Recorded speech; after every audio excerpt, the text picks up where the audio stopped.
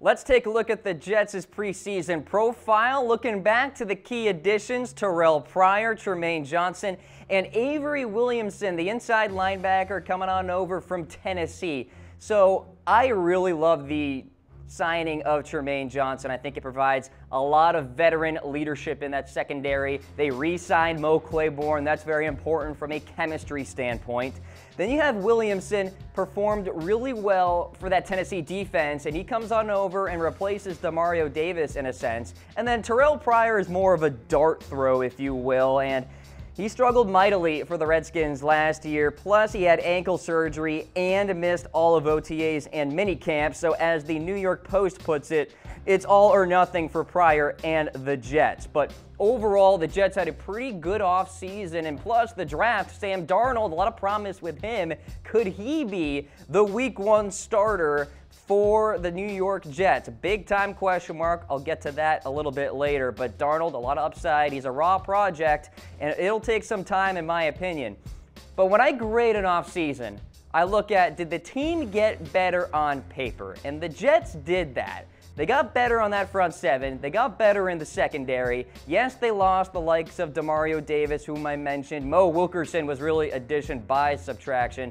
And ASJ did not even want to play for the Jets. He declined an offer. So, in a sense, the key losses really aren't all that bad for New York. So, B grade, really good offseason for the Jets. They are better as we stand than the likes of the Bills and the Dolphins, in my opinion. I'll give you my projected finish in the AFC East at the end of this program. Let's take a look at the preseason schedule now.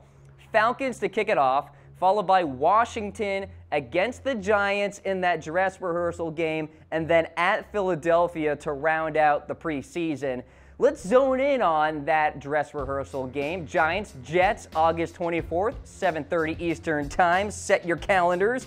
The Jets lead the preseason rivalry 25-23-1. You may recall Ardarius Stewart out of Bama flashed with 5 catches, 82 yards. This will be a nice measuring stick game for the Jets.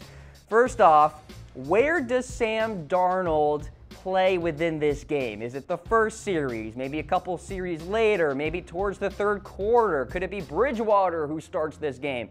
Whoever is the starting quarterback in Week 3 will be very telling for us in terms of who will be the starting quarterback in Week 1 of the regular season. Meanwhile, how does the run defense match up against Mr. Saquon Barkley for the Giants? I'm looking at Leonard Williams and Henry Anderson and Steve McClendon to match up against an offensive line for the Giants that is not very good, so that Jets defensive front should be able to eat.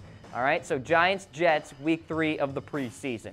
Let's take a look at some training camp storylines now, and of course, everybody is wondering who will win the quarterback job. As we stand, it's Josh McCown. He is the favorite to be the Week 1 starter for the Jets. He's the stopgap guy, the veteran, the bridge quarterback, if you will. You've got Darnold, as you see on the right side of your screen. He is the future, the upside, the raw talent, and then in the middle, Teddy Bridgewater. He's in purgatory right now, and by that I mean he could literally become the starter for Week 1 and also be traded. Like, that's the kind of spectrum we're talking about with Bridgewater, and the quarterback depth chart is a very interesting storyline to follow if you are a Jets fan and an NFL fan in general, because the Jets could go in any different direction. This is not like the Patriots where it's like, okay, Tom Brady, you're the starter Week 1, boom, done. No, the Jets could have Darnold in Week 1, they could have McCown in Week 1, they could have Bridgewater in that first game. So who's going to start in Week 1 for the Jets? Let me know in comments. I want to hear from you guys. Next up on the list, offensive coordinator Jeremy Bates, of course, promoted from quarterbacks coach. This guy is fantastic. I'm a big fan of him. You know, he made Jay Cutler into a Pro Bowl quarterback. So I think Bates will do a really good job with this offense. A lot of good pieces on that team, some young tight ends, some good wide receivers, Robbie Anderson, Quincy Enunwa. People like to laugh at them, but they're pretty good players in my opinion, and a good running back core as well.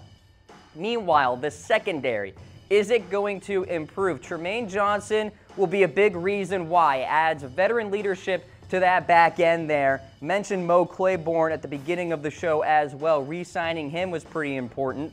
The Jets finished 21st against the pass last year, guys, so New York really had to shore up that back end, but I'm really excited to see the safety tandem of Jamal Adams and Marcus May, a couple of high draft picks at that position, and I think the Jets, low-key, could have a season where that secondary makes a lot of plays. They finished top 10 in defense, especially in the secondary. The Jets are on the right trajectory in terms of that side of the ball. A lot of unknowns, though, with the offensive side. All right, let's take a look at the regular season schedule now. The first half of the year, Lions, Dolphins, Browns, Jaguars. Tough start because 3 games on the road out of 4 within the first quarter of the season. Meanwhile, you got the Broncos, the Colts, the Vikings, and the Bears. So not a daunting schedule by any means, but of course the Broncos are supposed to be better. The Jags are good. The Vikings are Super Bowl contenders. Then the second half of the year, rich in AFC East rivals. How about this run? Dolphins, Bills, Patriots, then at Tennessee, back to Buffalo at Orchard Park, and then Houston, Green Bay, and to wrap things up, the New England Patriots. We'll see if there's any meaning to that Week 17 game for the Jets.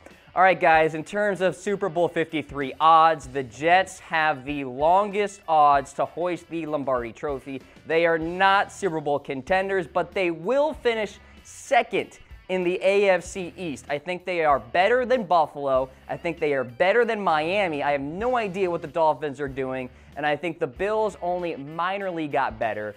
Meanwhile, for the Jets, I talked about it. They have some key additions on that defense now. The defense should be really good. It should make plays. So second in the AFC East, but as we stand, they are most certainly not a Super Bowl contender and probably not a playoff contender. All right, so where will the Jets finish in the AFC East? Let me know in comments. It's time for you guys to predict.